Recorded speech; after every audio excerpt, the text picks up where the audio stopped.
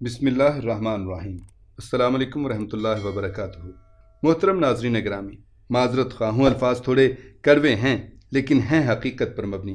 جو عورت اپنا وجود کاٹ کر آپ کے نام کو نئے نام سے جنم دیتی ہو، اس کا اتنا سا حق تو بنتا ہے کہ آپ اسے پرسکون رہنے دیں، کیونکہ جس حالت میں وہ خود ہوگی اسی حالت میں نئی جان بنے گی۔ نہ یقین آئے تو آزما کے دیکھ لیں۔ آپ بیوی کو حالت حمل میں رلاتے رہیں، بچہ بھی اسی رونے دھونے والی نیچر کا ہوگا۔ ماں خوش ہوگی تو بچہ بھی ہنس مکھ ہوگا۔ ماں کے ساتھ بد اخلاقی برتی جائے گی تو وہ بچوں کو بھی غصے سے ٹریٹ کرے گی۔ ساری دنیا سمجھ گئی، لیکن ہم مسلمانوں کو اپنی نسل کو بچانا نہ آیا۔ جو مرد خود صحت مند ہٹے کٹے ہو کر بھی بستر توڑتے ہیں، ان کو بھی حاملہ عورت کا آرام سے بیٹھنا کھلتا ہے۔ آخر یہ جہالت کب جائے گی؟ بچہ مادہ کے رحم میں الٹا یعنی سر کے بل لیٹا ہوتا ہے۔ مادہ کھڑی یا بیٹھی ہے تو بچہ ہاتھ پاؤں ہلا پاتا ہے۔ جیسے جیسے پریگنینسی کے ہفتے گزرتے جاتے ہیں، ایک ماں کے لیے نیچے جھکنا، بیٹھنا، اٹھنا، حتیٰ کہ چلنا پھرنا بھی محال ہو جاتا ہے۔ جتنے بھی ترقی یافتہ مہذب اقوام ہیں، وہاں ایسی حالت میں عورت کا خیال رکھا جاتا ہے، اسے حد درجہ ذہنی سکون فراہم کیا جاتا ہے۔ کوشش کی جاتی ہے کہ اس کے لباس تبدیل کرنے، سیڑھیاں اترنے چڑھنے یا پھر دیگر کاموں میں اس کا شوہر عورت کا ہاتھ بٹاتا ہے، اس کا خیال رکھتا ہے۔ مگر بدقسمتی سے مسلم معاشرے خاص کر بر صغیر میں عورت کو ایسی حالت میں خاص کر بے سکون کیا جاتا ہے۔ اس کا آرام کرنا یا بیٹھنا گھر والوں کو ناگوار گزرتا ہے۔ اس کو اگر ڈسٹرب نہ بھی کیا جائے تو اپنی زبان سے دکھ دینا کوئی نہیں بھولتا۔ مرد اگر خود لے کر کھانا کھا لے گا تو یہ اس کا بیوی پہ احسان عظیم ہوگا، جیسے بات بات پہ اس کو تانا دیا جائے گا۔ بد اخلاقی تو ہم مسلمانوں پہ ختم ہو چکی ہے۔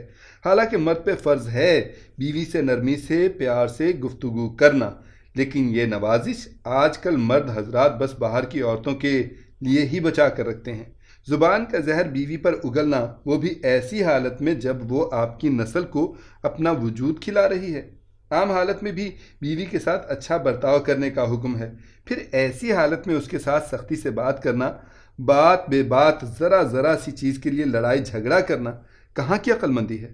اگر آپ کو گھر کی چیزیں جو موسٹلی ایسے بد مزاج لوگوں کے گھر میں ہوتی ہیں، وہ کاٹ کباڑ پرانی غیر استعمال چیزیں جن کو رکھنے یا نہ رکھنے سے کوئی کام نہیں رکتا، ان چیزوں پہ تو گناہ کی الگ دفعہ لگتی ہے، پھر ان کے لیے اپنا اخلاق بگاڑنا کہاں کی عقل مندی ہے؟ پھر سو کالڈ جہیز یا گھر کا سجاوٹی سامان، ان سب پہ تو ایک الگ آرٹیکل بنتا ہے جو صرف لوگوں کو دکھانے کے لیے ساری عمر سنبھال کے رکھا جاتا ہے کہ لوگ کیا کہیں گے۔ ذکر کی گئی یہ سب چیزیں اپنی شریک حیات سے زیادہ پیاری ہیں تو معذرت کے ساتھ آپ شادی ہی نہ کریں۔ بیوی لانے کی ضرورت کیا ہے آپ کو؟ ویسے ہی باہر عشق لڑانے ہوں گے تو یہ جھنجٹ نہ پالیں۔ بچوں کا شوق ہو بھی تو آج کل وہ آرٹیفیشل طریقہ تولید آ چکا ہے، اس کے ذریعے لیب سے برینڈ نیو نومولود بچہ بک کروائیں، اس کا رنگ روپ نئے نقش بال جن سب اپنی مرضی کا سیٹ کروائیں اور بیوی کے نام کی بیماری سے جان چھڑائیں۔ میں آج اس بات کی پرزور مذمت کرتا ہوں کہ میرا جسم میری مرضی والی خواتین نے اگر احتجاج کرنا ہی ہے تو ایک حاملہ عورت کے لیے کریں۔ یقین کریں آپ کو بڑی عزت ملے گی، کیونکہ بدقسمتی سے عورت کا یہ احسان جو وہ اس کا بچہ دنیا میں لا کے کرتی ہے، وہ مرد کبھی نہیں اتار سکتا۔ بلکہ کہا جاتا ہے سب عورتیں اسی لیے بنی ہیں، اور مرد مانے یا نہ مانے یہ اس کا احسان ہے کہ وہ آپ کے بچے کی ماں بن رہی ہے۔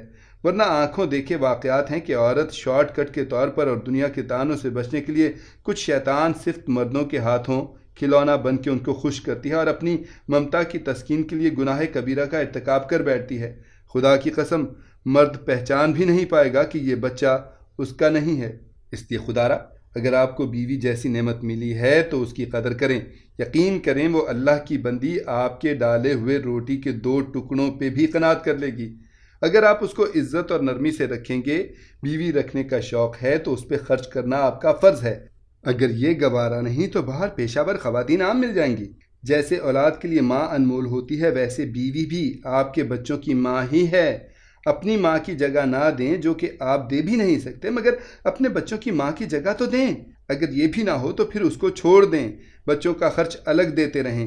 یہ بھی نہ ہو تو بچوں کا حق اس کو دے دیں، مگر اس پہ اپنا غصہ اور تھکن اتارنے کا آپ کو کوئی حق نہیں ہے۔ خدا کی قسم، وہ اگر ان کو دنیا میں لانے کے لیے اپنا جسم کھلا سکتی ہے تو اپنی جان اور خواہشات کو مار کر ان کو پال بھی سکتی ہے۔